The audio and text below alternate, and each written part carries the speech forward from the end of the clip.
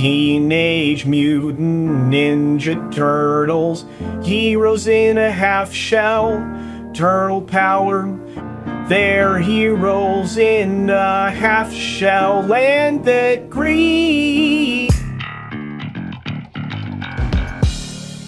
All right, for a 99-minute film, this was relatively inoffensive, if you didn't know anything about the Teenage Mutant Ninja Turtles. And again, I saw this film, so you don't have to, and some of you may want to.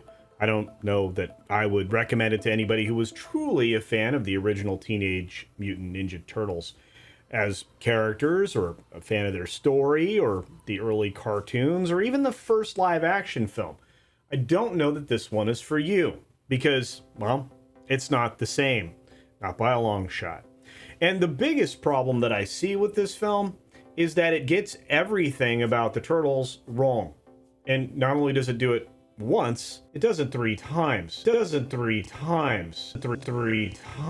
In fact, I would say a considerable portion of this film is just a rehash of the origin story over and over again. And of course, we talked about this on a live reaction roundtable panel that we did over on Midnight's Edge immediately after three of us saw the film. And you can go check that out later if you'd like to, and I'll leave a link down below. But to be fair, if you didn't care about the lore of the Turtles, this film would probably seem like it was okay when you compare it to other films that you've been getting in this age of modernity that doesn't know how to tell stories, understand their heroes, or even probably know what a hero's journey is. And that's, well, kind of to be expected, especially from someone as low talent as Seth Rogen and, well, some of the other people here. Although I will say I was a bit surprised because I expected more out of some of the other talents that were involved in this project. And the voice acting isn't terrible, but it really doesn't convey really what you want it to. And the voices don't seem to align very well with the characters that they're playing. And some of the ages, you can tell, are not right. But I'll set all that aside and say this: beginning to end, this film isn't too long. It's long if you are looking for a Turtles movie that isn't there, but it's not too long as that it will lose most of the audience. I think this is a very targeted film. I think it's targeted towards some very casual Teenage Mutant Ninja Turtles fans that might lay within the ages of, well, let's say 8 or 9 years old and maybe 14 years old. Maybe that might be too mature. And it will fall within a specific audience of, let's say, people who might be under the influence of a green leaf substance that in some states is now legal. Was that a fun way to get around that?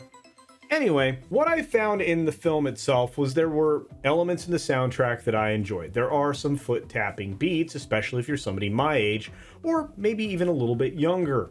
The soundtrack was okay overall. There was some stuff that was incredibly out of place, and there was a inconsistent feel into how the music interacted with the film itself. The animation style is probably the most distracting thing, and that's saying a lot, because there's a lot of distracting things in here. And you will find at times that you'll have something that looks like it's traditionally animated with like a little bit of like a dust filter on it, or perhaps like some extra squiggles around it.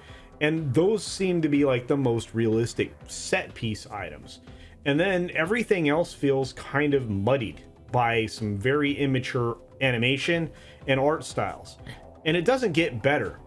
And then it does this really strange thing at a couple 3 points in the film where it intermingles live footage with all of this. And it just feels out of place. What I find most fascinating is the fact that when you think about films with modernity in them, you expect these agenda-driven messages. And outside of the stunt recasting, I guess, it's not even casting, right? It's the stunt reanimation of certain characters that really none of that plays a factor. It just doesn't look right, and it doesn't sound right. But that's not the issue. It doesn't feel like an agenda-driven film, for a change. Again, outside of the aesthetics of it. And it really isn't one. It just isn't a good film. And after reacting to this on a live panel, like I said just a moment ago, I think my rating for the film may have gone down slightly. Originally, if I was scoring it out of 10, I said it was a 6. Might be a 5.5 at this point. It's probably a 2.8 on my 5-star scale, and I still think there's room for it to go down. But time will tell. What I might be surprised by the most is the fact that Seth Rogen didn't have enough time to annoy me, because he's only in a small portion of the film, at least as far as his vocal acting goes. Paul Rudd kind of was hit and miss, to be fair, and the rest of the cast, well, they just didn't seem to fit their characters. The good things about the film were, of course, it was in lovely air conditioning, and the seats were very comfortable. And I felt like it was not only in focus, but that might have been to its detriment, because it still looked muddied. The one thing I might call the most unforgivable thing about the film, and I don't usually use that kind of hyperbole or those infuriating adjectives, to draw a reaction, I would say that the characters are so misrepresented in this film that it can be off-putting. In fact, Splinter, if you any background with Splinter, probably is the one that is most aggrieved, at least in my opinion. Is this film worth your time, though? Well, if you're a fan of the Turtles, I'd say no. If you're a casual fan of the Turtles, I would still say no. And if you don't really have a background with the Turtles, I don't know why you'd be interested.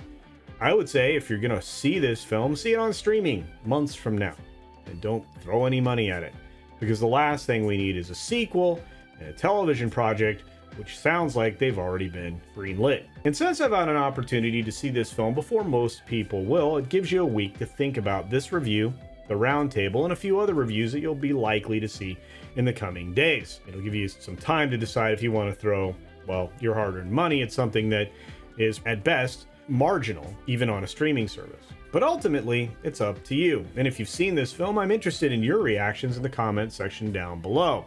And if I somehow impacted your thoughts on the film, fantastic, you can let me know that as well. Because, believe it or not, those comments actually help, as well as the like button or even the dislike button. As long as you engage with the video, it helps me immensely, and we're getting really close to that 10K goal that I had. We're only missing it by a few weeks, and I think we can probably get there in somewhere between the next week and 10 days, and wouldn't that be spectacular? I get a chance to celebrate something and maybe be a little bit embarrassed as well. And if you don't know what that's about, well, I'm sure you'll find out why soon enough. And with that, I'll end the video the same way I always do. Be sure to take care of yourself, take care of others, wash your hands, of course, because it's good hygiene. And until next time, bye.